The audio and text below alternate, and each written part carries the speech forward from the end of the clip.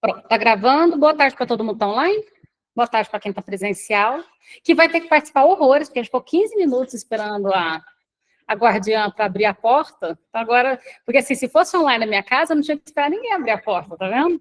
Então, vocês, por favor, vocês agora vão ser cobrados em triplo. Bom, lembrando que eu moro a 3 minutos da universidade. Então, se fosse para ir embora, eu gastaria... Eu moro no rumo da represa.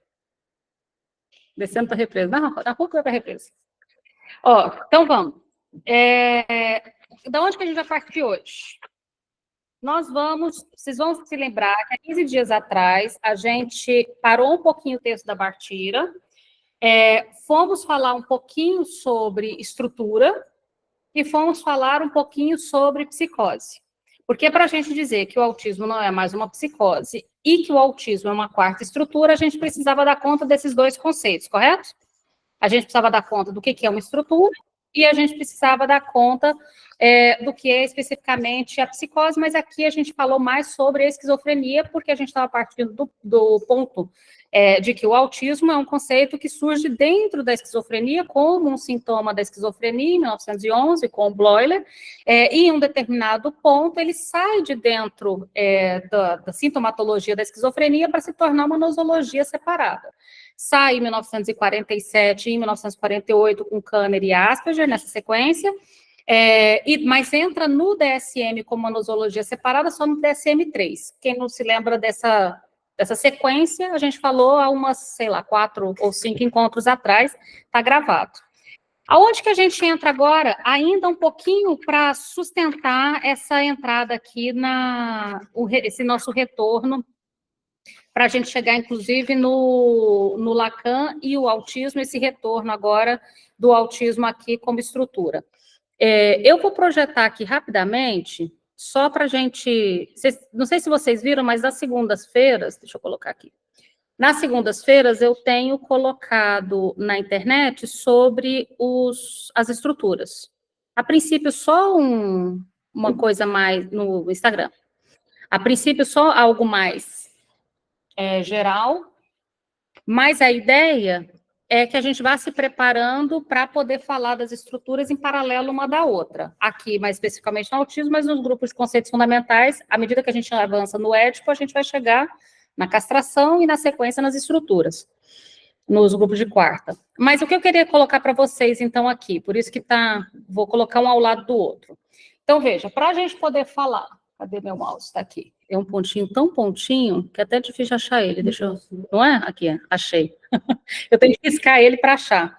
Nesse pontinho, tão pontinho aqui, veja, o que eu gostaria que vocês olhassem? O autismo, a gente coloca, a partir daquela tese de doutorado que a gente começou a trabalhar o ano passado, paramos para buscar mais material e vamos voltar para ela logo depois do texto da Bartira, paramos porque estava todo mundo apanhando dela, da tese. Mas aí, agora que ninguém mais vai apanhar da tese, porque a gente já tem material suficiente, a gente vai voltar para aquela tese de doutorado da UFMG, orientada pela Ângela Porcaro, que fala sobre o autismo como quarta estrutura, criando, de fato, uma organização estrutural do autismo. As maritacas estão ali. Nesse sentido, então, para a gente falar de estrutura, a gente tem que conseguir achar os mesmos conceitos em todos. Então, veja, se a gente fala que o mecanismo fundador da neurose é o recalque, e por que a gente parte da neurose? Porque como a neurose foi o primeiro a ser estudado, e Freud, toda vez que alguém vai estudar psicanálise, Tales 1 na universidade, começa pela neurose. Psicanálise em qualquer curso de pós-graduação, começa pela neurose. A obra do Freud sobre psicanálise, primeiros textos, antes antes mesmo da psicanálise ser fundada com a interpretação dos sonhos, a gente já tinha lá os estudos sobre histeria, de 1896. Então, é de se pensar que a neurose é o ponto de partida do pensamento freudiano e da organização da teoria psicanalítica. Se é o pensamento inicial, se é o ponto de partida, não é estranho que a gente parte dela. Eu estou fazendo exercício porque eu estou tentando achar o pontinho. Achei aqui. Então, aqui, ó, neurose. No caso da neurose, qual que é o mecanismo fundamental, ou seja, o mecanismo fundador da neurose? O recalque. Significa que determinados pensamentos são recalcados, ou seja, saem da consciência, Mas só o pensamento é recalcado, os afetos relativos aos pensamentos não são recalcados. Se o afeto relativo ao pensamento não é recalcado, o retorno do recalcado vai vir justamente puxado por esses afetos que ficaram do lado de fora. Mas os pensamentos são recalcados. No caso da psicose, vejam, no lugar do recalque na neurose, a gente tem a foroclusão na psicose. E no caso, hoje eu até publiquei sobre perversão, desmentido na perversão e elisão no autismo. Vamos tentar entender aqui o que é essa elisão, que é o nosso ponto de partida, porque o grupo aqui é sobre autismo. Essa elisão, imagine o seguinte, não é nem recalque, nem foroclusão, nem desmentido. Então, vamos tentar entender as três para poder pensar o que sobrou. Se o recalque é lançar para o inconsciente conteúdo do pensamento, se a foroclusão é manter do lado de fora, e o desmentido é um certo eu sei, mas mesmo assim, ou seja, há um reconhecimento da castração ao mesmo tempo que desmente a sua existência. Então, lembrando, o que é que se mantém dentro ou fora? Castração. Então, o recalque é o recalque que tem a ver com a castração. A foroclusão, manter fora incluído, ou seja, incluído do lado de fora, o que vem da castração. E o desmentido também tem a ver com a castração. Ou seja, se o desmentido tem a ver com a castração, eu reconheço, mas não quero me haver com isso. Por isso chama desmentido. Não é que a castração não acontece, ela acontece, mas mesmo assim. Agora, o que sobrou, então, para ser elisão? Vamos por exclusão. O que sobrou? Se o recalque é uma coisa, para dentro. Por oclusão, esse para fora. O desmentido, esse eu sei, mas mesmo assim. O que sobrou para a gente poder chamar de elisão? E aí? Pode ser online também, se alguém quiser. Qual seria a possibilidade, a postura, no caso da elisão? Se eu pegar aqui, veja, vamos pedir ajuda à própria tabela. Na própria tabela, então, buscando o que está tanto no Lacan quanto na tese sobre elisão, a gente teria... Deixa eu abrir para cá. Ficou pequenininho, né? Vou para aqui. A gente teria, então, veja, ali no caso de elisão, esse termo pode ser traduzido como elisão, evitação ou esquiva, ou seja, algo que é percebido, depois evitado de modo a não deixar marca. Conseguem perceber a diferença com desmentido? Veja, no desmentido, a castração, ela é percebida, ela é reconhecida e ela é desmentida. O desmentido aí significa que ela continua lá, só é negada. Mas ela é negada, inclusive, conscientemente negada. Há o reconhecimento não só da castração, como da recusa da castração. No caso da elisão, veja que é um pouco diferente. Algo é percebido, depois evitado, de modo a não deixar marcas. Ou seja, não há um reconhecimento dessa evitação. Diferente do desmentido, em que há o reconhecimento dessa negação. E no caso da elisão, não há o reconhecimento dessa evitação. Então, não é próximo do desmentido em algum ponto, só que no desmentido se trata de um reconhecimento e uma negação. E na elisão se trata de, veja, vamos voltar lá. Nossa, gente, é horrível esse mousezinho aqui. Perdi meu mouse de novo. Toda hora eu estou perdendo o mouse aqui.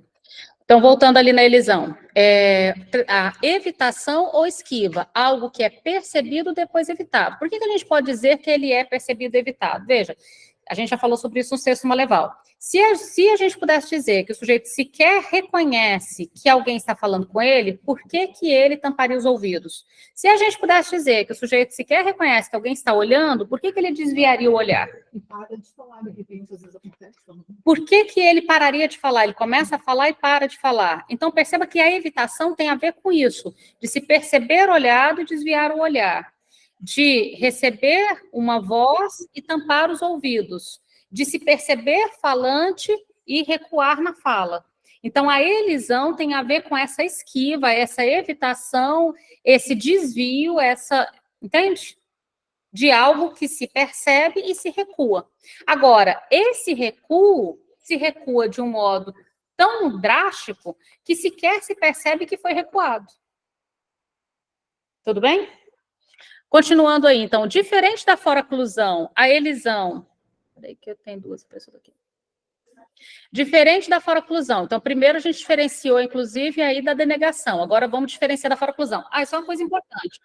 Quando a gente estuda estrutura, não basta você entender uma estrutura, você tem que entender uma estrutura em comparação às outras. Deu para entender? Então, por exemplo, quando Freud propôs o estudo da perversão, ele comparou a perversão com a psicose e a perversão com a neurose. Tanto que a gente fala que a neurose é o avesso da perversão. A perversão, então, você vai fazer comparações. Se a gente propõe a estrutura do autismo, não tem como alguém falar assim, eu sou especialista em autismo, eu estudo só autismo e mais nada não sei autismo. Vocês entendem que não faz o menor sentido? No final das contas, eu preciso entender uma estrutura em comparação às outras estruturas. Se eu for um especialista exclusivamente em autismo, primeiro que eu não vou ser capaz de saber a diferença entre o autismo e as outras estruturas. Mesmo se não for na psicanálise, mesmo nas outras áreas, eu acho um pouco complicado essa hiper especialização. Porque, no final das contas, para você fazer um diagnóstico, você tem que conhecer os outros diagnósticos, fazer um diagnóstico diferencial, por exemplo. Então, inevitavelmente, se a gente vai estudar a estrutura do autismo, a gente tem que saber das outras. Seguindo mais um pouquinho, então vamos lá. Diferenciamos, então, da denegação. Então, tanto na denegação quanto na elisão, há um certo reconhecimento, mas o que vem depois na denegação é uma certa, veja, a palavra que está ali, há uma certa recusa daquilo que se sabe que continua lá. Não se perde a consciência de que aquilo que é recusado está lá, por isso que a gente chama de denegação, ou seja, negar duas vezes. No caso da elisão, aquilo que é percebido e depois evitado, é evitado de tal modo que sequer se dá conta de que esteve lá. Então, a elisão cria realmente uma ruptura, uma fratura, tudo bem? Que na denegação não cria. Denegação é desmentido? Denegação, desmentido. Mas desmentido é melhor. Desmentido é melhor. Podia ter falado desmentido. Então, continuando aí na foraclusão. Na diferença com a foraclusão, voltando para cá, diferente da foraclusão, a elisão não corta na raiz a ordem simbólica, ou seja, há um problema, mas não um corte radical na inscrição da afirmação do um traço primordial. Então, na foraclusão, há uma ruptura, uma fratura, uma interrupção. Por isso, inclusive, a gente fala que nas psicoses não tem esse do universal, o discurso chega fragmentado, o gozo é no corpo, isso fica, fica fragmentado, a linguagem fica fragmentada, o corpo fica fragmentado, e o local em que o gozo incide é sobre o corpo e aqui é sobre a borda. Então, é diferente da foraclusão, porque a elisão não corta a raiz com a ordem simbólica. Então, embora o sujeito autista, ele recusa, evita, faz elisão, esquiva da voz, do olhar e etc., não significa que ele cortou a raiz ou a relação com a ordem simbólica, ela permanece lá. Inclusive, é até curioso que a gente percebe isso no funcionamento mesmo. Seguindo um pouquinho mais ainda na definição do que seria elisão, Lacan diz o seguinte, retomando ao estágio do espelho, no instante em que a criança jubila é ficar encantado com descobrir alguma coisa nova. Então, no instante em que a criança jubila, por exemplo, se ver pela primeira vez no espelho, ao se ver e se reconhece no espelho, acontece a elisão do falo. Então, quando o Lacan vai falar sobre elisão a primeira vez, e ainda não é relacionado ao autismo, mas foi daí que se tirou a palavra elisão da obra do Lacan e da obra do Freud, porque essa palavra também está na obra do Freud, para pensar no autismo. Tirou-se dessa primeira reação que se tem no estágio do espelho, tá? Então, retornando ao estágio do espelho, no instante em que a criança jubila ao ver e ao se ver e se reconhece no espelho, acontece a elisão do falo, no gesto de uma mão atravessar seu campo de visão no espelho, seu olhar sobre si é fisgado para esse objeto fálico que é elidido. Então, há um reconhecimento de algo da ordem do que vai ser castrado, e esse reconhecimento ele é elidido. Esse corte, só que não é um corte de ruptura como na psicose. Bom, então vamos voltar aqui. Deixa eu tirar aqui Vamos voltar lá para cima. Vamos voltar para cá. Então, voltando para a proposta de comparar as estruturas. Então, para eu chamar o autismo de estrutura, eu preciso pensar em todo o sistema de estrutura, que é o que a gente está tentando aqui. Deixa eu voltar para cá. Para eu poder riscar. Já te deixo falar, Alessandra. Então, voltando para esse sistema de onde que eu estou aqui. Então, eu estou tentando achar o mouse. Vocês acham o mouse aí de boa quando vocês estão? Não estão um pontinho minúsculo? Está minúsculo, eu não sei por que ele fez isso. Está lá na visão. Tá lá, mas ali eu vejo, aqui eu não vejo não, de tão pequenininho que tá. Então, em relação ao mecanismo fundamental, elisão, recalque, fora-oclusão e desmentido, nenhuma dúvida aqui. Agora vamos falar sobre as consequências. Cadê ele? Ai, gente, eu não vou achar mais o mouse assim, não. Aqui, achei ele. Em relação ao retorno, sintoma, como retorno do recalque, delírio e alucinação, como retorno da fora-oclusão, fetiche, como retorno, no caso da perversão, e a angústia e a borda, sobretudo aí a borda no retorno da elisão. Por isso, inclusive, que a gente vai apontar que essa manifestação do gozo, né, que a gente estudou no capítulo 3 do Maleval, se dá aí na borda, no sentido do autismo. Então, qual a reação diante da castração? No caso da neurose, um conjunto de estratégias para protestar contra a castração. Protestar contra significa reconhecer, se submeter.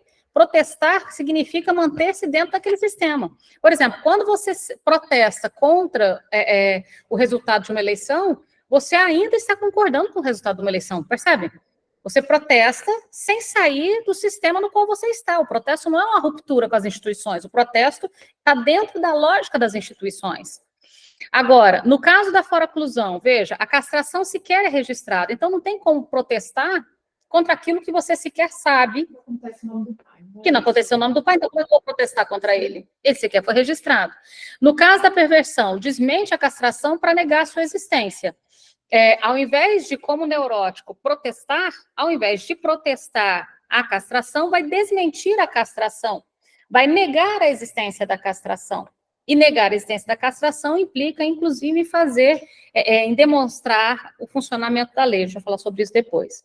E no caso do autismo, a castração real, não simbolizada, dando origem à retenção dos objetos pulsionais. O que é a retenção dos objetos pulsionais? Reter a voz, reter o olhar, reter, né, o que se escuta, ou seja, há um rechaço, a cessão, a obturação dos orifícios, há um rechaço em deixar entrar, em deixar participar aquilo que viria como consequência da castração, que é essas trocas da linguagem, inclusive, entrar completamente no sistema de linguagem. Tá? Bom, deixa eu tirar aqui para a gente poder voltar. Eu queria comparar só em relação aos mecanismos fundamentais mesmo, tá? Alessandra? Oi, Renata. A gente pode, porque se o autismo não é psicose, se a gente puder pensar numa temporalidade aí na relação do sujeito com o grande outro, pensando até o grafo, o autismo, ele não chegaria à alienação? Ele chega na alienação. Ele entra na alienação, seria uma alienação retida, Alessandra. Ele entra na alienação, mas ele não sai. Então, ele não passa pela alienação. Ele entra e fica com a alienação retida. A elisão, que seria, então, essa evitação, né, essa esquiva, a esquiva é justamente essa coisa de você entrar e se esquivar. Então, na alienação, você entra e ela fica retida. Você nem volta para trás, você nem termina de passar pela alienação. Na psicose, recua-se da alienação. Tanto que no gráfico desejo, você lembra que a alienação aconteceria ali no encontro com um grande outro, né? No encontro com o grande outro, desce para a linha de baixo e o Schreber está naquela linha imaginária ali, entre o eu ideal e o Moá, né? O eu. Ele fica ali naquela linha de baixo imaginária, no grafo do desejo. Então, perceba que, no caso da psicose, nem alienação nem separação, porque quando vai acontecer alienação, ele retorna. E por isso o grande outro fica fora cluído. O nome do pai fica fora cluído. No caso do autismo, ele entra na alienação, mas ele não a conclui. Então, a gente poderia dizer de uma alienação retida. Ah, entendi. Obrigada, que eu sempre tive muita dúvida em relação a isso. Eu achei que nem chegasse. Na psicose é que não chega, né? Na psicose é que ele retorna antes, né? No encontro com o grande outro, ele retorna antes, por isso, inclusive, o grande outro fica fora cluído. Mas nessa tese que a gente vai depois voltar para ela, no capítulo 1, o 1.2 e 1.3 é justamente alienação e separação. Então, o capítulo 1, sobre a constituição psíquica, que é depois do texto da Bartira, a gente vai entrar na tese. O capítulo 1 vai ser as lógicas da alienação e separação, aí a gente vai estudar alienação, depois separação, o 1, que a gente está aqui falando, e aí a gente entra sobre esses conceitos, cada um mais especificamente, entende? Veja que a gente está aqui fazendo um meio de campo, né? Mais fácil para poder aprofundar nesses conceitos que são mais difíceis. Porque, acreditem, por enquanto está mais fácil. Começa a aprofundar nos conceitos mais difícil. Obrigada. Bom, podemos continuar então no texto da Bartira? Alguma dúvida até aí? Ok? Então, vamos lá para o texto da Bartira. Deixa eu pegar só uma caneta aqui. A gente estava, no nosso encontro passado... Você acende a luz aí? Porque... Não, pode deixar, né? Por causa do... Pode deixar. Renata, diga. Eu não sei se eu perdi no comecinho. Essa tabela é um livro ou é um documento seu? Essa tabela é uma tabela que eu uso para dar aula. É meu. Ah, tá bom. Mas eu mandei no grupo. Mandou? É que eu sou nova no grupo. Talvez tenha ido antes. Eu mando de novo. Mas só lembrando, é material de aula. Ou seja, tem aula de português... Tem falha de citação, porque ele não é publicado, ele é para dar aula, né? Não tem problema. Muito obrigada, viu? Então tá. Então, vamos lá. Voltem aí no texto da Bartira, a gente estava falando sobre Saussure, Jacobson, Lévi-Strauss e Lacan, porque a gente está falando dos estruturalistas. E a gente estava falando, Poliana, no grupo do WhatsApp tem também a tese, de uma pastinha que chama de autismo, mas, de qualquer forma, eu vou organizar lá direitinho, se tiver confuso, tá? Aqui? Então, no texto da Bartira, vocês vão ver essa partezinha aqui, ó. Saussure, Jacobson, nem sei se eu estou pegando aqui. Saussure, Jacobson, etc. Né? Então, nessa parte, a gente parou nessa parte, vamos passar bem rapidamente por ela, porque, na verdade, o que a gente está falando nessa parte é o que é estrutura, por que o Lacan foi se aproximando dos estruturalistas, e de que modo o estruturalismo nos ajuda... Não pode acender assim, vocês precisam ficar vendo. Olha. Aí, obrigada. Ficou melhor. Estava escuro. Porque eu tinha projetado aqui para eles verem, por isso que eu tinha apagado a luz. E por que o Lacan foi atrás de estruturalistas e a gente estudou, então, o que são as estruturas para a gente pensar o autismo como uma quarta estrutura. Vamos avançar um pouquinho aí, a gente falou sobre alienação um pouco também nesse encontro. Pulem nos parágrafos dessa parte do Saussure, 1, 2, 3, 4, 5, 6... 7, no 8º, um parágrafo grande que começa, Lacan estabelece 3 estruturas clínicas. Todo mundo achou? Então, estamos nessa parte. Lacan estabelece 3 estruturas clínicas, neurose, psicose e perversão, articuladas a 3 mecanismos distintos, que é o que eu acabei de mostrar na tabela. Recalque, fora-clusão e renegação, ou desmentido, ou denegação. Vocês vão ver um monte de tradução diferente. Essas estruturas correspondem a sintomas e manifestações clínicas diferentes. Sintomas e formações do inconsciente, fenômenos elementares e atos perversos, respectivamente. Então, ela está falando qual é a estrutura, quais são os mecanismos fundadores das estruturas e o que retorna como mecanismo. São aquelas 3 linhas da tabela que eu projetei para vocês, certo? Então, para as 3 estruturas, os mecanismos fundamentais da neurose é o recalque, o mecanismo fundamental da psicose é a faraclusão, o mecanismo fundamental da perversão é o desmentido ou a renegação, e o que retorna disso na neurose é o sintoma, na psicose seria alucinação e delírio, e na perversão seria fundamentalmente os fenômenos elementares, da perversão seria o fetiche. Bom, nesse sentido, sendo assim, segundo Lacan, não há uma passagem de uma estrutura para outra, isso é importante. O que significa não há, para Lacan, uma passagem de uma estrutura a outra? Uma neurose não passa a psicose. Uma psicose não evolui a uma neurose. Então, elas não são puras, né? Pode ter. Mas, então, vamos tentar pensar um pouquinho não são puras. Mas elas não passam uma para outra. Então, veja, é possível que o neurótico tenha um surto psicótico? Sim. O neurótico pode ter um surto psicótico, inclusive, dependendo de como a vida bater nele, extremamente severo. Mas significa que um neurótico que teve um surto psicótico passou a psicose? Não, ele não passou a psicose. Deu para entender? Então, por exemplo, o sujeito psicótico vai a tratamento e fica num funcionamento super regularzinho.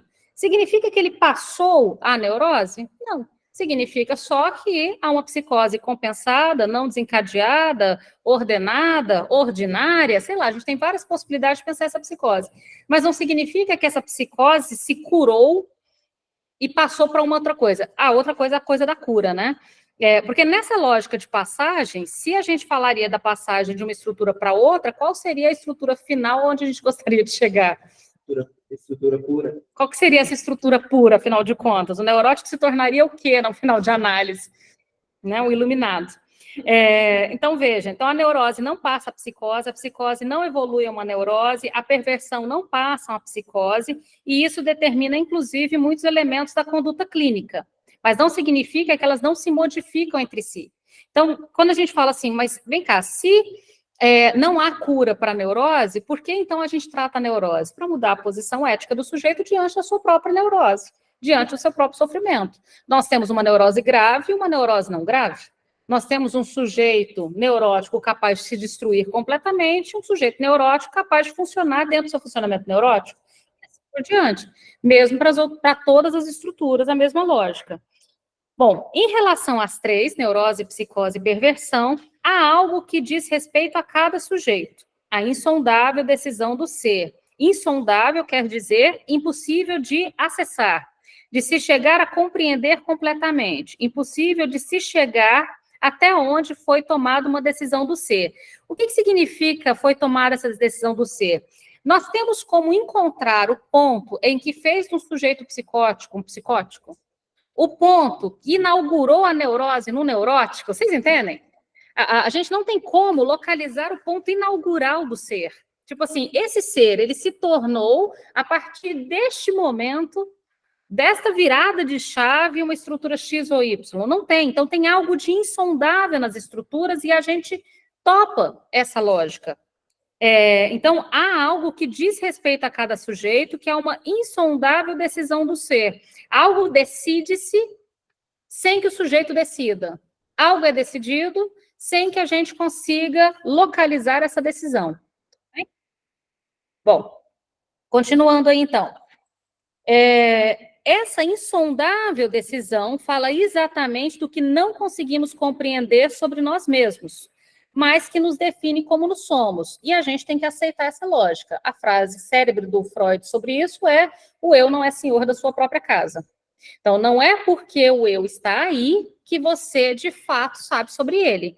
Há uma parte sobre nós mesmos que nos define, que define as nossas escolhas, que diz sobre o nosso funcionamento, que, no final das contas, nos coloca diante dos nossos sofrimentos e que a gente desconhece. Há uma parte de nós mesmos que a gente nunca consegue compreender. Nessa insondável decisão está, sobretudo, a nossa forma de estar no mundo.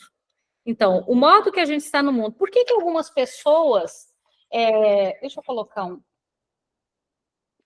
Não trouxe, eu pensei que eu tinha trazido suporte. Eu ia colocar um suporte para esse negócio. Por que algumas pessoas, por exemplo, essa coisa de estar no mundo, o mesmo acontecimento impacta todo mundo da mesma forma? modo algum. Algumas pessoas, por exemplo, tem que tirar uma carteira de motorista, vou colocar uma coisa aparentemente banal.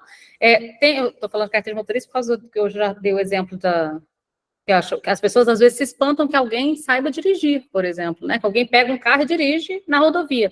Tirar uma carteira de motorista, para algumas pessoas é assim, fiz 18 anos, vou lá tirar uma carteira de motorista.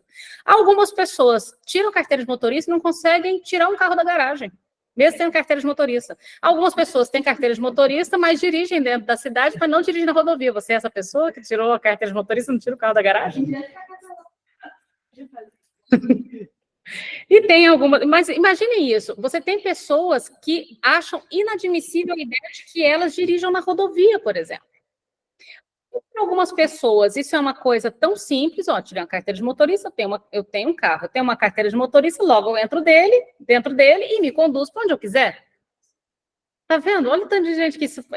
Por quê? Por que que essa é a nossa forma de estar no mundo? Porque para algumas pessoas, determinadas coisas são tão simples, para outras, a mesma coisa, dentro das mesmas, aparentemente, condições, ter uma carteira de motorista e um carro na garagem, se tornam tão difíceis. Esse modo de estar no mundo, entende? Essa coisa, por exemplo, de estudar. Para algumas pessoas, você abre um livro, você lê e a informação entra. De repente, para a mesma pessoa, num determinado dia, você abre o livro e a informação não entra. Vocês já tiveram esses dias que a informação não entra? E algumas pessoas, não importa qual dia, a informação nunca entra. Por quê? Essa parte insondável de nós mesmos, entende? Por que que para algumas pessoas, algumas coisas são tão simples e tão acessíveis, e para outras pessoas elas se tornam tão difíceis? Então, essa insondável decisão, que a gente nem sabe que participou dela, porque ela é inconsciente, mas que, de algum modo, interfere na nossa forma de estar no mundo. Para Lacan, então, há uma diferença entre o sujeito e o ser. Essa diferença é importante. Agora, não é todo mundo que tem... para Lacan tem essa diferença, mas tem pós-lacanianos que questionam um pouquinho esse ponto. Mas vamos colocar aqui do jeito que está. Para Lacan, há uma diferença entre o sujeito e o ser. O ser é o que do sujeito pode ser representado. Isso é o S1, que é o que a gente procura na clínica. Quando a gente vai escutando o sujeito na clínica, a gente vai procurar o S1. O que é o S1?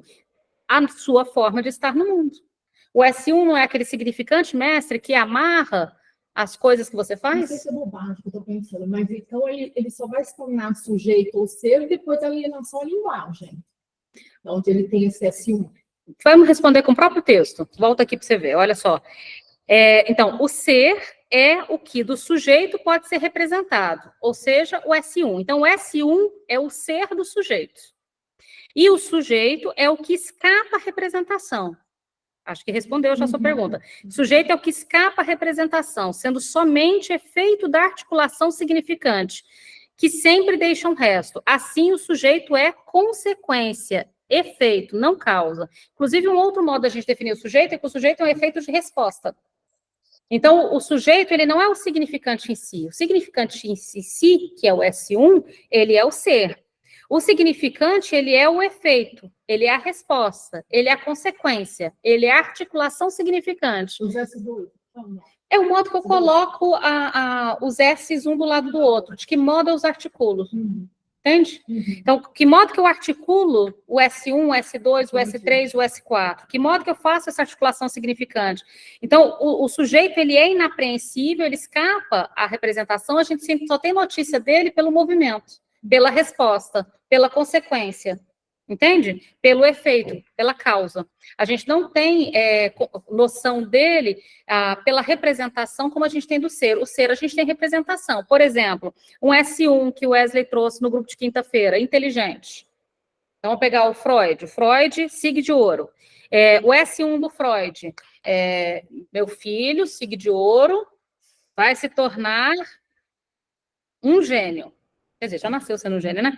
Vai provar ao mundo que nasceu para ser gênio. Veja, o S1, a gente poderia colocar o S1 do Freud aqui, que é o ser, gênio. Como é que a gente sabe sobre o sujeito? Aquilo que retorna desse S1 gênio. Ou seja, como ele responde. Um ótimo exemplo que eu adoro citar do Freud, da resposta a ele, adolescente, aos 15 anos, que escreve apaixonadinho por uma moça, uma menina de 15 anos também. ele e o pai vão visitar um outro casal de amigos, o Freud com 15 anos, a outra menina, filha do casal de amigos com 15 anos, e aí ele fica interessado sexualmente para a menina, mas ele não pode dar o braço a torcer, porque ele é gênio, o que significa, pelo visto, ser assexuado, na lógica do Freud. Quando ele chega em casa, ele escreve uma carta para o amigo, Freud, com 15 anos, escreve uma carta para o amigo, ele não escreve quando ele tem 50 sobre esse episódio, ele escreve aos 15. Escreve uma carta para o amigo dizendo que ele confundiu tudo, que ele achou que ele estava interessado na menina. Mas, na verdade mesmo, ele não estava interessado na menina. Ele estava interessado no lugar que ela tinha e que ele não tinha, tendo pais. A mãe dela era uma pianista, uma estudiosa, o pai era um dono do próprio empreendimento, e os pais do Freud não eram nada disso. Que ele, na verdade, estava interessado em estar no lugar da menina, e não estar com a menina. Olha só, e que ele projetou, né, 30 anos antes de inventar a psicanálise, ele usa termos psicanalísticos, que ele projetou na menina os seus próprios anseios intelectuais, e que não era, então, um interesse sexual. Veja, a gente percebe o sujeito, percebem? Recusar o interesse sexual, escrever essa carta para o amigo, utilizar toda essa verborragia para recusar que o sexual viria antes do gênio. Que o sexual poderia ser mais importante naquele momento para um moleque cheio de hormônio aos 15 anos de idade do que a possibilidade, entende? A possibilidade, por exemplo, de se interessar sexualmente. O intelectual tem que vir primeiro. E por que o intelectual tem que vir primeiro? Porque o ser, o S1, é gênio. O S1 não é garanhão. Se o S1 fosse garanhão, talvez a carta tivesse sido diferente. Talvez ele não tivesse nem escrito a carta. Ele tinha que namorar mesmo. Entende? Então, esse ponto, conseguiram entender a diferença entre o sujeito e o ser? Quem está online também? Lana? Lana, você tinha levantado a mão? Não? Bom, todo mundo entendeu a diferença entre o ser e o sujeito? Diga. Mas eu fiquei pensando naquela hora que você falou. Essa parte aqui, ó. Que a gente não sabe exatamente o que é, né? Aí vem, tipo, fugiu um pouco. A questão do estuprador, por exemplo. Ele não saberia por que das ações dele? Assim? Dificilmente. Veja, quando a gente fala que a pessoa não sabe de onde partiu, inclusive as várias teorias que se tem, ela perguntou se uma pessoa que comete um crime hediondo, por exemplo, se a gente poderia dizer que se ele conhece a origem, por exemplo, desse comportamento violento. Bom, quem se dispõe a escutar, tem uma professora da Universidade do Espírito Santo, que ela, eu vou depois lembrar a pesquisa dela, que ela escuta, ela decidiu fazer uma pesquisa, a Tatiana aqui também, Machiavelli, também fez uma pesquisa assim, com homens, vou pegar a pesquisa da Tatiana daqui da UFCAT. A gente tem uma professora aqui, ela está fazendo pós-doc agora em Porto, eu estou tentando lembrar o nome da cidade, ela está em Porto agora no pós-doc. Ela tem uma pesquisa interessante em que ela faz entrevista com homens que praticaram feminicídio ou tentativa de feminicídio. E o que ela faz com essa pesquisa, nessas entrevistas, é tentar encontrar ali se há algum reconhecimento de uma certa causalidade, né, que os levasse até ali. E aí é interessante, então, vamos pegar pessoas que cometem crimes hediondos, uma pessoa que comete um estupro, uma pessoa que comete um feminicídio, uma pessoa que comete um assassinato. Será que se essa pessoa for interpelada, ela é capaz de descobrir qual é o cerne do que levou a isso? Eu acho muito difícil. Eu acho muito difícil. Eu acho que seja para coisas boas ou seja coisas ruins, tem um certo ponto, ele pode construir uma história sobre si.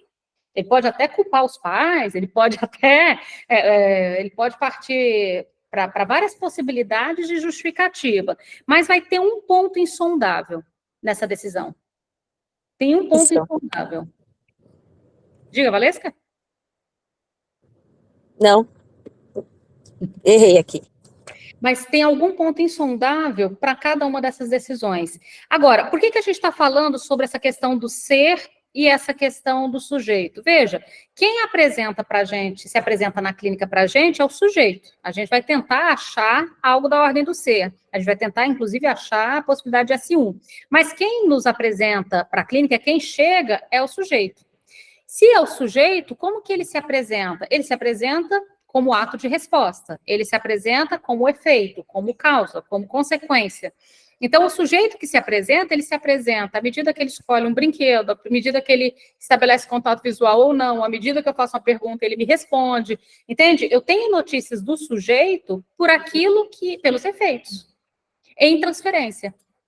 Então, na relação transferencial, o sujeito vai apresentar algo sobre si. E eu só sei, porque se eu perguntar para o sujeito e fale sobre você, dificilmente ele próprio vai saber, mas eu vou ter, pela relação transferencial e pelas respostas que ele vai dando, de novo, pelo que ele fala, pelo brinquedo que ele escolhe, pelo modo que ele organiza a linguagem, pelo modo que ele responde às perguntas que você faz, pelo modo que ele se localiza na sala, pela própria procura do tratamento ou a procura vinda de terceiros. Por todas essas informações, você vai tendo uma notícia sobre o sujeito. Diga, Fernanda. Renata, e quando é o contrário? Quando o paciente chega na clínica, eu penso ser mais um neurótico, com aquele discurso engessado, cheio de defesa, aí é o ser. O sujeito ainda vai escapar no discurso. Não, veja, não é um ser, não.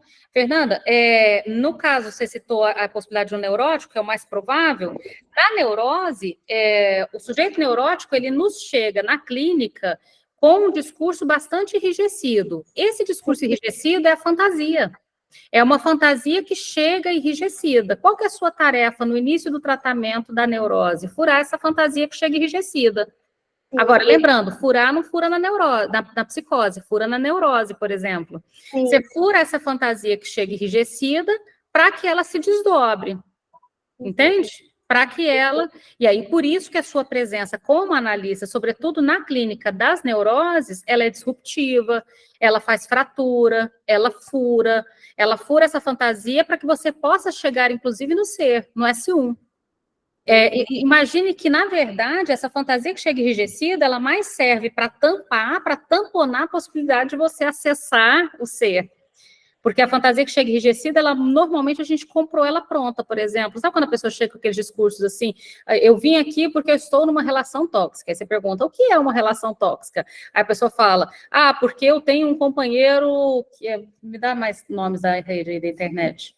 Estou ruim de internet hoje. Sabe aquela pessoa que já chega com aquele discurso do TikTok?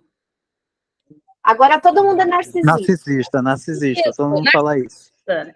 Porque eu tenho um companheiro que é narcisista. E você vai ter... E aí você tem que quase fazer uma perfuração, né, Fernanda? Você tem que falar assim, tá bom, mas o que é tóxico para você? Me descreva, me dá um exemplo. Você tem que ir tentando chegar na particularidade, você tem que conseguir sair do discurso que sirva para todos, para um discurso que chegue mais próximo do ser. Percebe que é o contrário? Então, nesse caso, o discurso enrijecido, ele é mais uma barreira para eu acessar o S1 do que o S1 propriamente dito. Tem uma paciente minha que sempre fala de passivo-agressivo. É uma fala que sempre se repete. Eu fico escutando isso, fiquei escutando até que um dia eu intervi. Mas o que é passivo-agressivo, afinal? Ela só sabia repetir isso para todos. E aí você vai ter que perguntar o que é passivo. Mas até se a pessoa...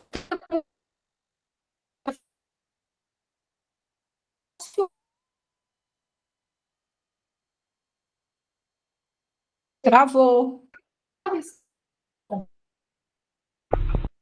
Travou. Pensei que tinha travado o meu aqui. Travou aqui também. Travou aqui também. Acho que foi para todos. E aí eu pensei que o problema era meu aqui. E agora? Agora destravou? Eu não sei se Está falhando ainda. Sim, travou. Então tá. Então, veja, deixa eu só colocar um carregador aqui. Volta a sua pergunta, Lu. Não, o que interessa não é o sintoma em si, mas o que o sujeito fala a respeito do sintoma. Isso. Então, veja, por que interessa? Mesmo porque o sintoma, de modo geral, é muito comum que ele não nos chegue... Deixa eu ver se está carregando.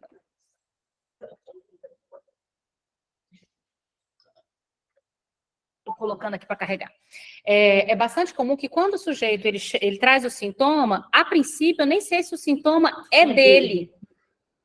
Consegue entender? Ele fala ansioso, deprimido. Eu nem sei se é dele. É necessário que o sujeito comece a falar para que você, para ir depurando o que daquele significante é dele, para que ele se aproprie de fato desse significante, entende?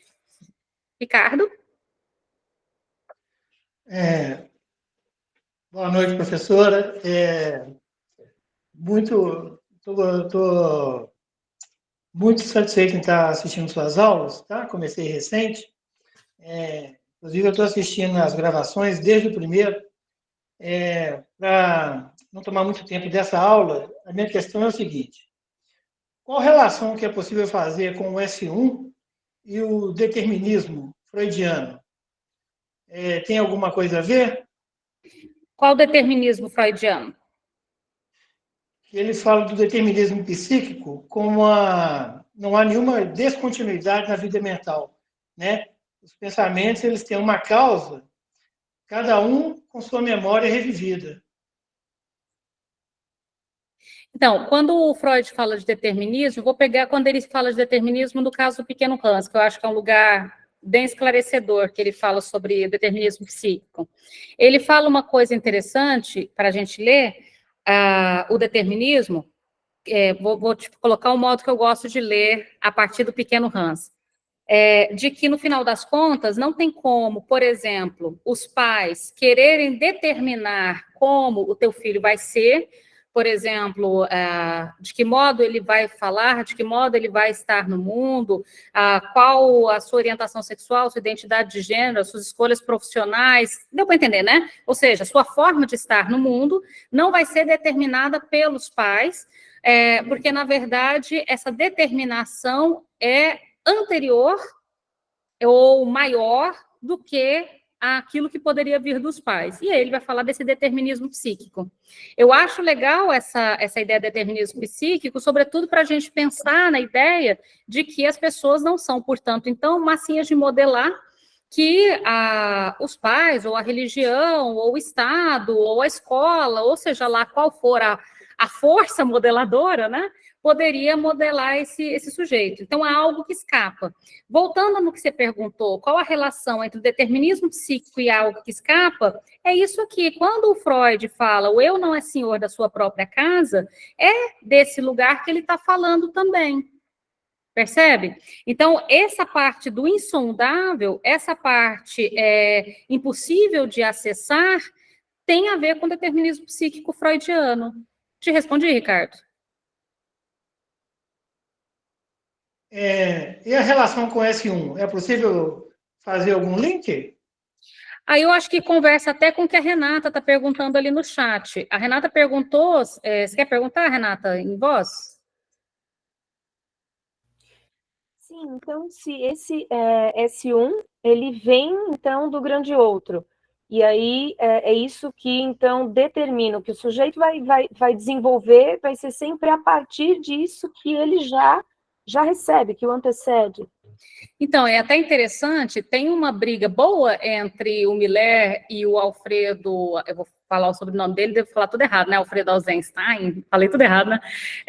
O argentino.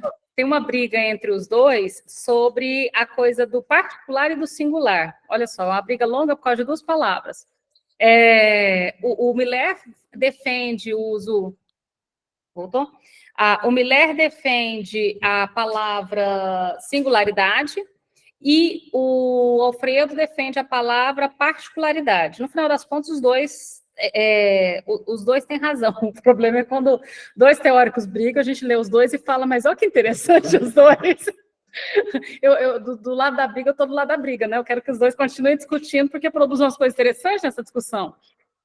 Por exemplo, o Alfredo, quando ele fala aí do particular, ele está apontando, por que ele questiona a ideia do singular? Ele vai dizer que não há como haver uma certa posição do sujeito que prescinda da existência do outro.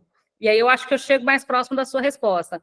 Então, de algum modo, por mais que a gente vai particularizando as nossas questões, seria uma particularização, mas ainda numa parte de algo que o outro participa, sem conseguir cindir completamente.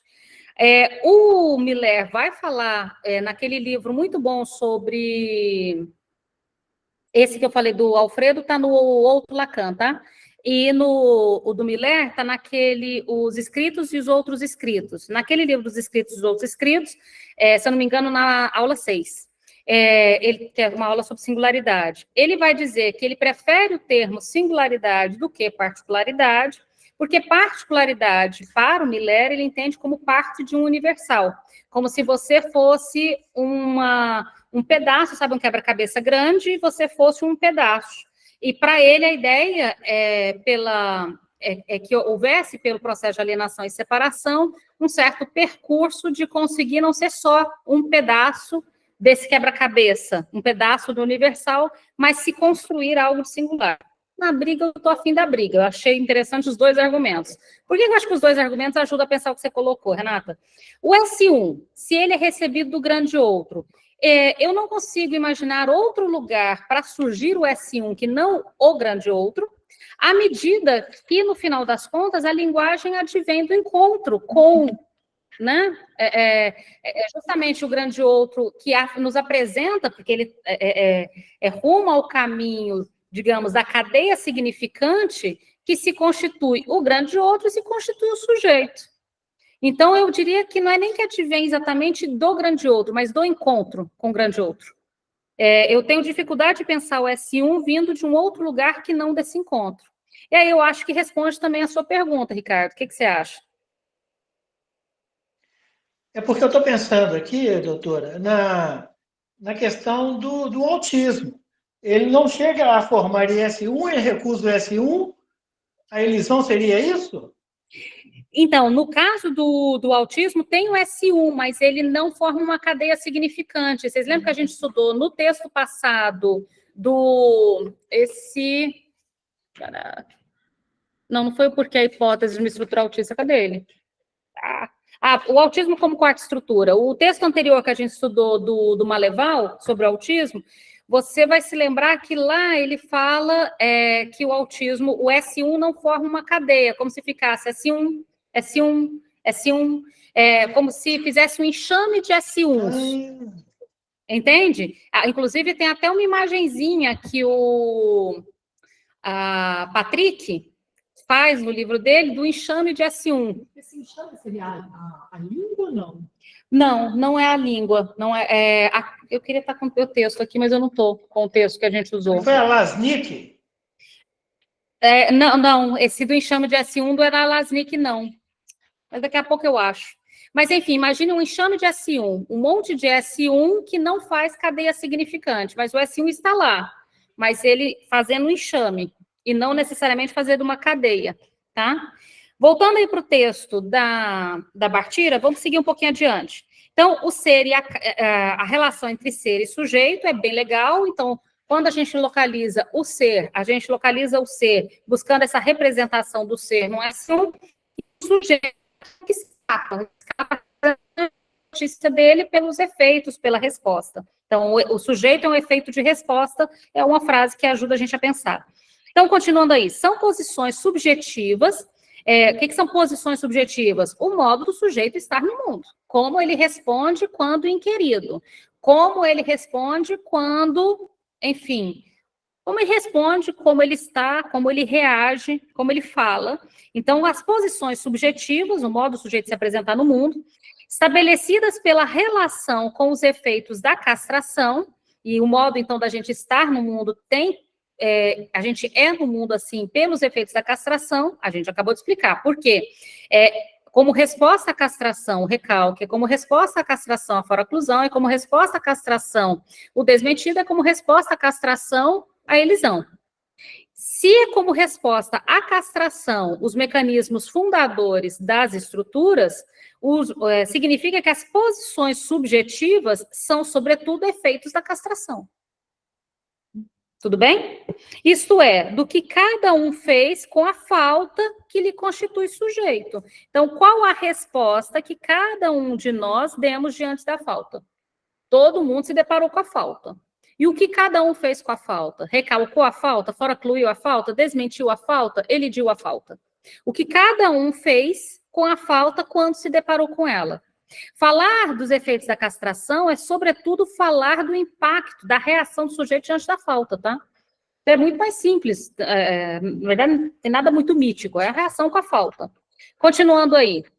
Então, essa questão da falta estruturante, ou seja, uma falta que estrutura o sujeito, a falta é estruturante, Lacan traz desde Freud, quando este denota que há representação de coisa e representação de palavra no inconsciente, e que a segunda, a representação de palavra, nunca consegue cumprir a primeira, que é a representação de coisa. Isso quer dizer que sempre haverá um resto não representável entre coisa e palavra. Perceba que a gente está aqui... agora que eu achei o da estrutura autista. Agora que eu fui... Tá vendo? Estava aqui embaixo. É que eu vou juntando um monte de texto aqui na sequência. Então, veja, voltando. Uma nunca consegue cobrir completamente a outra. Ou seja, a representação palavra nunca consegue cobrir completamente a representação coisa. Ainda bem que se cobrisse, a clínica não funcionava. O que significa isso? Existe alguma palavra que dá conta de circunscrever completamente uma experiência? Existe alguma palavra que dá conta de circunscrever completamente uma memória, um acontecimento, uma pessoa, uma relação, ou seja, uma coisa? Não existe. E não só não existe, como não existe uma palavra que colhe completamente na coisa. Então, uma palavra nunca vai conseguir cobrir completamente a coisa, então sempre vai ficar um resto não representável. Inclusive, de novo, é por isso que a análise existe, porque fica o resto, uma diferença entre a coisa e a palavra. Então, há uma coisa não representável, há um resto entre a coisa e a palavra para o sujeito do inconsciente, que sempre teremos que falar melhor, algo a mais. Inclusive, não à toa a gente consegue fazer 10 anos de análise ou mais, né? Porque se a gente parasse para pensar no tempo que a gente é capaz de fazer análise, a gente é capaz de fazer análise por uma vida inteira, a gente poderia falar assim, mas... Inclusive, eu já vi algumas pessoas que nunca fizeram análise e falaram assim, mas como que você consegue fazer análise por tanto tempo? Tem alguma coisa para falar? Tem. Tem assunto para falar? Tem, porque a gente sempre tem algo para falar. Algo a mais, algo para falar melhor. Estive pensando, não foi bem assim. Pensando bem, eu preciso voltar naquele tópico. Pensando bem, sempre existe algo para falar. Falar melhor, falar mais, ou seja, não tem como não fechar completamente a relação entre coisa e palavra. Está sempre ressignificando. E a análise conta com isso. Uhum. Se tivesse fechado... Se houvesse alguma palavra que cobrisse completamente a coisa, a análise iria se interromper nesse ponto. Mas não se interrompe. Então, isso denota um impossível com o qual todo sujeito do inconsciente que se haver, né? Um resto que lá já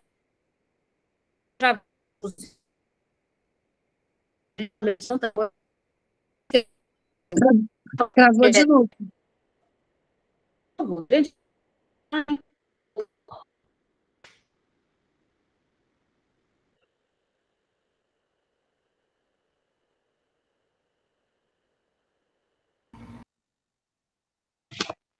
Travou, né? Massinha está por aqui, Massinha. Sim. Travou mesmo. Eu estou vendo vocês. Gente, como é que a gente sabe que não... Me deem notícia se voltou. Voltou. Voltou. Ah, obrigada. Eu não sei se voltou ou não voltou, eu só vi que alguém falou da Marcinha que está aí. Oi, Marcinha. Renato, travou quando você estava falando do resto. Então, objeto A. Objeto A é uma das coisas que mais tem nome na psicanálise. Você pode chamar o objeto A de celular, né? Você pode chamar o objeto A de resto, você pode dizer que o objeto A representa o não é isso, ele é sempre uma recusa. O objeto A é a criança, na relação com a mãe. Ou seja, o objeto A é a coisa mais coringa que existe na psicanálise. Mas por que o objeto A ele é tão coringa? Porque ele representa sempre aquilo que não é. O objeto A, no final das contas, ele é uma instância negativa, entende? Ele é um resto, ele é um furo, ele é um isso, ele escorrega.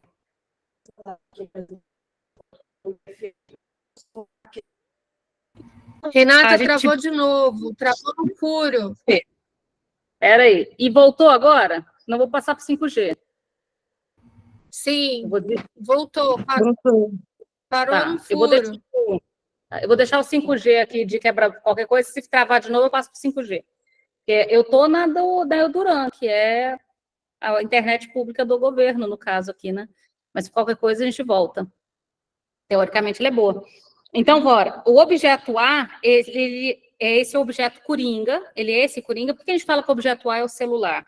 O objeto A também, ele é uma certa direção, por exemplo, do que você quer conquistar. O objeto A, por exemplo, é o celular, é aquilo que todo mundo quer. O objeto A é o objeto de consumo, o objeto que todo mundo quer, e aí quando você conquista, já não é ele, já tem outro, já é outra coisa. Então, o objeto A, ele ocupa esse lugar. O resto, fundamentalmente, o resto. Então, o resto que Lacan conceituará como objeto A partir do seminário 11, quando ele vai falar de alienação e de separação. A gente vai falar de alienação e separação e aprofundar nesses dois conceitos ainda, tá? Em sua versão de mais gozo, quando no seminário 16, ele fará uma relação entre objeto e a mais-valia inspirada na tese de Marx sobre capitalismo. Mais tarde, no seminário 17, ele vai colocar o objeto A como objeto causa de desejo. Viu o celular aí? Objeto causa de desejo, seminário 17. Especialmente como agente do discurso do analista. Ou seja, o objeto A, ao longo da obra do Lacan, ganhou várias nomenclaturas. Nenhuma anula a anterior, ele é tudo isso. Ele é cada uma dessas nomenclaturas que vão se aglomerando. Ele é do resto a causa do desejo. É importante lembrar que a linguagem é considerada por Lacan como um órgão externo ao corpo humano. Isso é bem legal, é um órgão, mas é do lado de fora. E que é preciso incorporá-la, porque vem do grande outro. E é o processo de incorporação da linguagem que podemos chamar de estruturação do psiquismo.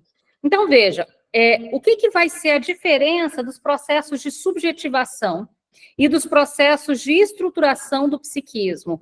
A incorporação da linguagem.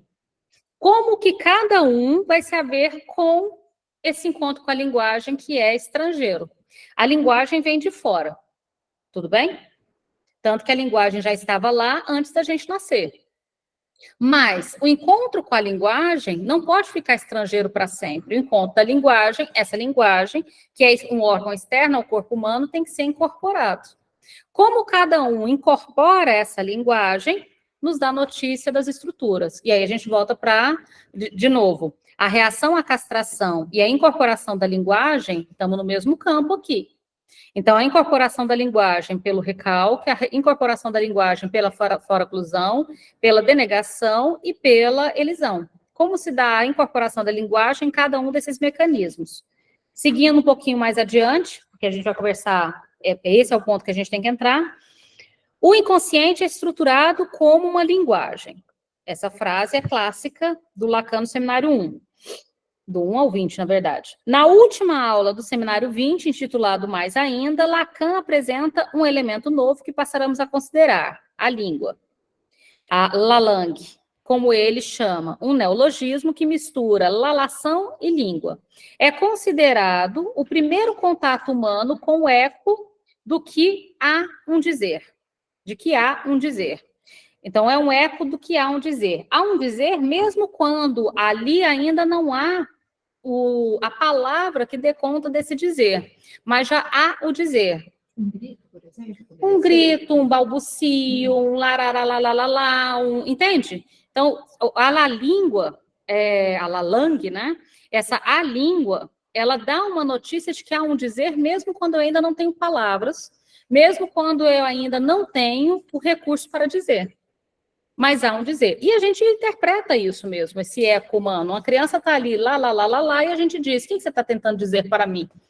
A gente, de fato, interpreta essa lalação, essa língua, esse eco, né, com a intenção de algo a dizer.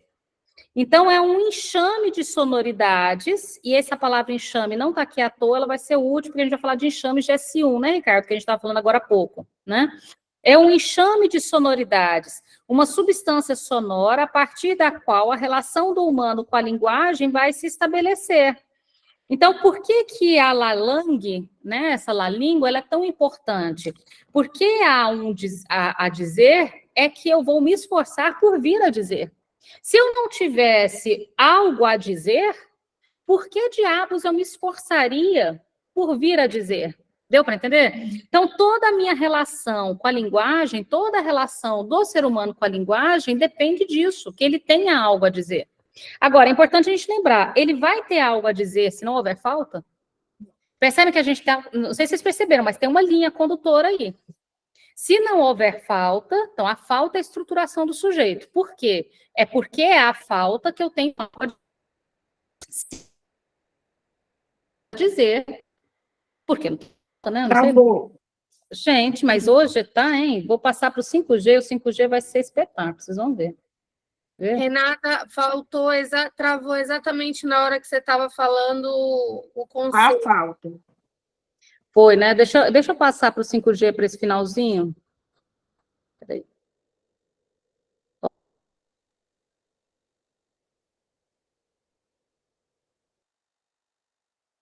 Vai segurar melhor. Vamos ver se voltou agora. Voltou? Agora tá Eu ótimo.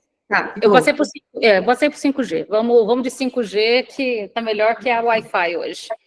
Vamos ver se vai bem agora. Então, vamos lá. Nesse sentido, o que a gente está falando aqui? Só existe... o que eu estou tentando apontar é que perceba que a Bartira está tentando passar para a gente uma certa linha, uma certa sequência. Veja que a gente falou ali atrás que a relação entre ser e sujeito. O que é a relação entre ser e sujeito? O sujeito, então, ele é consequência, ele é efeito, ele é um ato de resposta. E ele responde, sobretudo, a partir, com os recursos que ele tem, a partir do que se construiu diante da falta. Então, a partir do que se construiu diante da falta, se constitui ali um sujeito diante dessa falta. Então, voltando à página anterior, fez com que a falta que lhe constituiu enquanto sujeito. Então, o que constitui o sujeito como sujeito? A falta. Para que serve a falta? Para que haja o que dizer. E como que a gente sabe sobre o sujeito? Porque ele diz alguma coisa. O sujeito é um efeito de resposta. Perceberam que é uma linha? Então, tudo começa, de algum modo, na falta. É claro que antes da falta, que a falta veio um pouquinho depois, né? Antes da falta, veio o encontro com a linguagem. E esse encontro da linguagem, esse primeiro encontro da linguagem, é o encontro com um órgão estranho, um órgão externo, um órgão do lado de fora. Esse órgão do lado de fora vai ser incorporado de um modo diferente por cada uma das estruturas.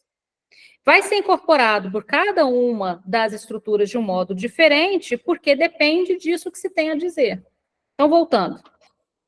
Então, só há la língua, porque há algo a se dizer, é um enxame de sonoridades, uma substância sonora, a partir da qual a relação do humano com a linguagem vai se estabelecer. Então, qual vai ser a minha relação com a linguagem? Qual vai ser a relação do neurótico com a linguagem? Qual vai ser a relação do psicótico com a linguagem? Qual vai ser a relação do autista com a linguagem? Essa é a pergunta que a gente está tentando responder. Cada um fará algo com esse enxame. Então, o S1 está ali te rondando. Vocês entendem por que o S1 está rondando? Ou seja, tem um enxame de S1 te rondando, porque a linguagem, que está ali antes de você nascer, está te rondando. Palavras estão sendo ditas, sons estão sendo ditos, o S1 está te rondando. Esse enxame de S1, cada um vai ter que se haver com ele. Cada um fará algo com esse enxame que vem do mundo que o cerca. Está claríssimo que o mundo que nos cerca é barulhento pra caramba, né? Então, eu gosto muito dessa imagem, esse enxame de S1 do mundo que o cerca. Não é uma imagem bonita? É meio assustadora também, né? Dá a impressão de que tem um monte de palavras assim, rodando em volta da gente. É um pouco desesperador, né? Sobretudo para quem quer elidir dela, percebe? Então, o mundo está aí, um enxame de S1 rondando você que vem do mundo. Desse enxame, a língua, Lacan desdobrará em letra e em linguagem, como tempos lógicos de entrada do humano na linguagem. Então, esse enxame está ainda do lado de fora, um órgão externo ao seu corpo, certo? O próximo passo é como que se dará a entrada do humano na linguagem. A linguagem está lá, em forma de enxame, rondando você. Como que vai dar a entrada do humano na linguagem? Vou tirar essa partezinha aqui. A partir do conceito de a língua, ele coloca 3 formas de representação de S1. Então, quais as definições que a gente tem de S1? Primeiro, o enxame, que é numa relação homofônica, né? Com o francês S1, ensemble. Então, primeira representação de S1 é esse enxame. Deu para entender o que é esse enxame? Imagina um monte de abelha, né? Um monte de S1, uma colmeia de abelhas de S1. Colmeia de abelha é pleonasmo? Né? Uma colmeia de S1. Uma colmeia de S1. Continuando. Segundo, S1 soltos, muitos S1 soltos. Então, primeiro, esse enxame. Segundo, esses vários S1 soltos, como letra, que ele fala que será destacada a partir de um acúmulo de gozo sobre algum S1 que tende a se destacar. Ou não, deixa eu só apertar aqui para entrar. Ou não, dependendo da estrutura subjetiva. Esse ou não, dependendo da estrutura subjetiva, de novo, tem a ver com neurose, psicose, perversão e autismo. Quando que um S1 vai se destacar? Na neurose. Lembram? Então, todas as estruturas vão se deparar com o enxame de S1. Mas cada estrutura vai lidar de um modo diferente para esse enxame de S1. Na condição inicial, a gente entrou no mundo, todo mundo igual, bombardeados por S1s, que vem do mundo ao redor.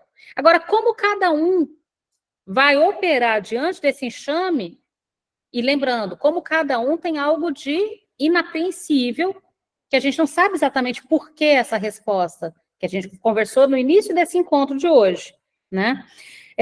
Então, em alguns casos, por exemplo, na neurose, um S1 vai se destacar. Isso é algo específico da neurose. Ou não, dependendo da estrutura subjetiva, que seriam no caso das outras. Em direção a uma significação que ele toma com a linguagem propriamente dita, isto é, com a articulação significante entre o S1, letra, e o S2, campo de significações. O que significa S1 e S2? A gente já conversou sobre isso. O S1, esse significante mestre, é uma primeira letra, ou seja, um significante que ocupa um lugar de nomear todos os outros que vêm depois, de articular todos os outros que vêm depois. O S2, que são os campos de significação, o S2 ele busca seu sentido no S1. Então, vamos pegar lá de novo o sig de ouro. Sig de ouro, encontrei uma menina. Significa, estou interessado sexualmente com ela ou gostaria das vantagens intelectuais vindas da família dela. Conversando com o S1, que é sig de ouro, esse menino será um gênio.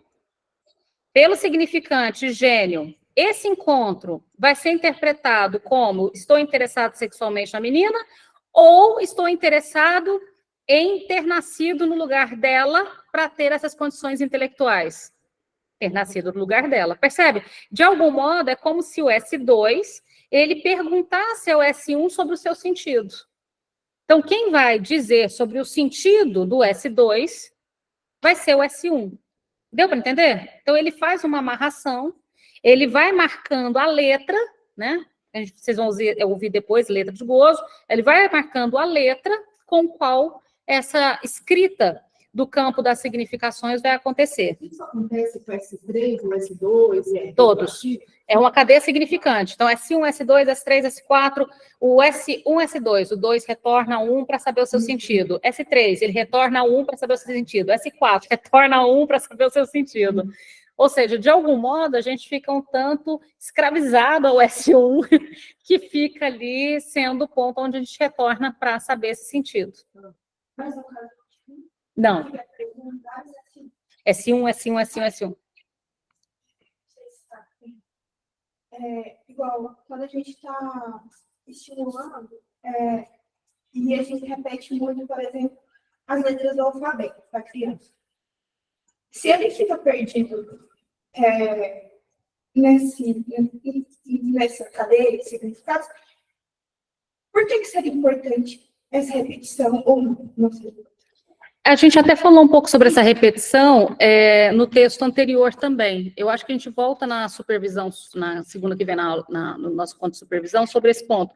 Mas no texto do Maleval, a gente falou sobre isso e a gente volta depois. Ela está perguntando por que nos tratamentos do autismo a gente utiliza tanto até da repetição mesmo, porque ele repete, né? Então, a gente tem uma criança que só quer letra. E aí a letra aparece 1 milhão de vezes. Então, essa letra que aparece 1 milhão de vezes, por que a gente permite que ela apareça? Qual a relação entre esses dois? Essa letra é uma coisa fixa, né, Miranda? Ele que gosta de que não tenha mais significados, a letra é a letra, ela não vai mudar. Será que não é isso? Porque eu falo que não foi. Então, A gente vai tentar estimular a criança a ter uma alfabeto. Mas se não for, teve um pequeno interesse, mas... Vou voltar disso a semana que vem. Vou voltar nessa semana que vem. Para fechar essa parte antes do Lacan e o autismo. Então, a gente está falando dos campos das significações. No último ensino de Lacan, o que ele chama de sujeito passa a ser, então, a ser fala-ser, o ser falante. Ou seja, lembra que a gente falou que o sujeito é efeito de linguagem, o sujeito é um ato de resposta, o sujeito é consequência, agora a gente está falando que o sujeito é aquele que fala. Né? Ou seja, o sujeito é um ser falante, é um fala-ser, tocado pelo enxame de S1, que dará sentido aos efeitos de quando a fala toca o S. É o que se estabelece entre língua e corpo, o que promove uma localização do gozo generalizado que, a princípio, toma o organismo humano. Antes da chegada da linguagem, sob o efeito a língua, o organismo humano é um puro gozo. A língua, o enxame de sonoridades que toca o humano, é então o primeiro momento de aquisição da linguagem que podemos considerar. É o princípio de tudo em termos de estrutura psíquica. O estruturalismo de Lacan é, portanto, antinômico, descompletado e inclui o impossível, justamente por ter no centro do seu pensamento o objeto A. Mesmo no seu último ensino, Lacan mantém-se estruturalista, embora acrescente a singularidade de cada sujeito ao fixo de cada estrutura psíquica, conjugando esses dois elementos, estrutura e singularidade. Então, veja, aonde que a gente vai entrar no próximo encontro? Sobre a questão do Lacan e o autismo. O que a gente tinha que chegar até aqui? Entender, basicamente, por que a gente está chamando de estrutura e de que modo, no final das contas, o ponto de partida é todo o mesmo. Então, o ponto de partida para todas as estruturas é o mesmo. Temos esse enxame de linguagem. E o sujeito, ele é uma resposta a esse enxame de linguagem. Há algo de inapreensível de por que vai se responder de um modo ou de outro. Então, a gente não sabe exatamente por quê, qual é a causa da neurose, do autismo, da psicose.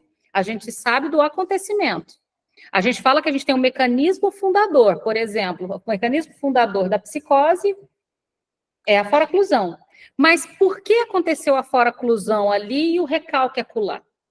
Por que aconteceu o desmentido ali e a elisão acolá? Deu para entender a lógica? Tem um ponto, e esse ponto, que aí ela aponta bem claramente, há um certo ponto ali que a gente, qual que é o termo que ela utiliza? Insondável. Há um certo ponto insondável. Então, a gente não tem como saber, a partir disso que a gente está estudando, qual é a causa de cada uma das estruturas, mas como que a gente consegue localizá-las e de que modo a gente nomeia cada localização. Então, quando a gente se depara, por exemplo, com o discurso fragmentado da psicose, a gente diz que ele é resultado da foraclusão. Que o discurso fragmentado vem dessa articulação com a linguagem, desse encontro com a linguagem, com uma linguagem que não foi apropriada, que uma linguagem que não foi assimilada, essa linguagem que permaneceu como um corpo externo. Por exemplo, pela foraclusão. Quando a gente fala de um discurso ordenado da neurose, a gente está dizendo diante desse enxame de S1, desse enxame de significante, houve uma incorporação desse enxame. Essa incorporação desse enxame, a gente inclusive aponta para o recalque, E dessa incorporação desse enxame, não vão todos ter a mesma proporção, a mesma dimensão. Um vai se destacar. Um S1 vai se destacar, ele vai se tornar mais importante e conduzir à amarração da cadeia significante. Isso acontece na neurose. No caso do autismo, nem vai ficar esse enxame de S1 vai permanecer como um corpo externo, como um órgão externo, a linguagem como órgão externo, como na foraclusão, nem tampouco ele vai ser assimilado, introjetado pela via do recálculo, como na neurose, e poder eleger um S1, um significante, como mais importante do que os outros. Vai haver uma introjeção parcial e uma recusa, que vai fazer com que, ao invés de eu eleger um S1 que faça ponto de amarração, todos vão ter o mesmo peso e o mesmo valor. Eles vão ficar lá S1, S1, S1, S1, S1, todos com o mesmo peso e o mesmo valor. Deu para entender mais ou menos a lógica? Então, agora, por que isso acontece? A gente só sabe por retroação. Ou seja, você se depara com a manifestação, você se depara com esse modo que o sujeito lida com a linguagem, o modo que o sujeito trata a linguagem, e por retroação você tem notícias do mecanismo fundador e, portanto, da estrutura. Agora, há algo de insondável que diz por que aquela estrutura ou aquela outra. Entende que eu estou apontando do caso insondável? Porque, assim, até que prove o contrário, alguém consegue dizer claramente, assim, a hora que alguém nasce, fala assim, colocar em posição das mãos e falar assim, este sujeito será, e dizer ali a estrutura? Como que seria exatamente isso? Alguma dúvida em relação a isso que a gente está conversando, online ou presencial? Renata, eu Diga. queria só trazer uma parte do texto da Maria Anita Carneiro. Ela é do Fórum do Rio de Janeiro, e tem uma revista que eu amo, a Marraio. E aí tem uma parte, uma das revistas, é a 2, fala sobre o autismo, o último véu. Eu gosto muito. Tem uma parte que ela falou sobre essa língua, e eu acho que é bem interessante, que diz assim, ó, a experiência do inconsciente tem desde sua origem uma relação com a língua, que Lacan diz que deve ser chamada com justiça, língua materna, já que é da mãe que a criança recebe. Ela não a aprende, ela a recebe. É na relação com esse outro materno, o grande outro, portanto, o grande outro da língua, que algo se passa na criança autista, que a impede de recebê-la, tornando o peso das palavras tão sério. As palavras para o autista não se constituem em um dom de amor, e ele não pode recebê-las do grande outro. Lacan já comentara anteriormente que havia alguns casos de autismo sob sua supervisão, e disse que, ao menos no início, encorajava ele ou aquela que se acreditasse analista a seguir o seu movimento. Uma vez que eu surpreendi, interessava o fato de que alguém procurasse e se endereçasse a essa pessoa, supondo-a um analista. O encorajamento de Lacan aos jovens analistas para seguirem os seus movimentos, os movimentos dos sujeitos autísticos, condiz com aquilo que ao longo de nossas pesquisas encontramos na clínica. Então, eu acho que é uma parte, assim, uma coisa muito, muito terna, quando o psicanalista tende a entender o movimento desses sujeitos, que não são crianças, podem estar com fechamento, acredito que são fechamentos autísticos até que se estruturem, né? Mas são adultos. Então, e aqui a gente não está trabalhando tanto com a ideia do fechamento autístico. A gente está trabalhando com a ideia de quarta estrutura. A ideia do fechamento autístico, ela já é uma ideia que contrapõe a ideia do autismo como estrutura, porque parte do pressuposto, então, de que passado esse fechamento, ou tratado esse fechamento, que é a ideia da Lasnik, inclusive, né? Passado esse fechamento, tratado esse fechamento, haveria, então, um processo de subjetivação em outra direção. Aqui a gente está apontando num autismo que vai do autismo para o autismo. Agora, essa parte que ele falou da relação do autista com a linguagem, com as palavras, é exatamente o que a gente estava falando, inclusive, no texto anterior, do Maleval da estrutura autista. Justamente por isso, por haver um apreço enorme às palavras, é que as palavras, inclusive, não podem variar. Por exemplo, a ideia de que um descolamento entre o significante e o significado, uma mesma palavra possa ter dois sentidos, por exemplo, manga da camisa e manga de comer. A ideia de que cada palavra vai caber num único lugar. Então, não posso descolá-la do seu significado, do seu significado. Então, tem uma diferença com o modo que cada um trata. Agora, tem um outro ponto aí também do texto, muito bonito, diga de passagem, a Rosana está falando que ela faleceu esse mês, a autora, eu não sabia. Tem um ponto bonito desse texto, que é apontar essa coisa algo acontece. Esse algo que eu queria enfatizar hoje, algo de insondável. Por que exatamente, eu estou dizendo isso pelo seguinte, quando vocês pegam na história do autismo, você tem alguns autores, inclusive o próprio Kanner. O Kanner foi o que trouxe, por exemplo, a ideia da mãe geladeira que o Bruno Bettelheim depois pegou de empréstimo e fez a besteira de repetir.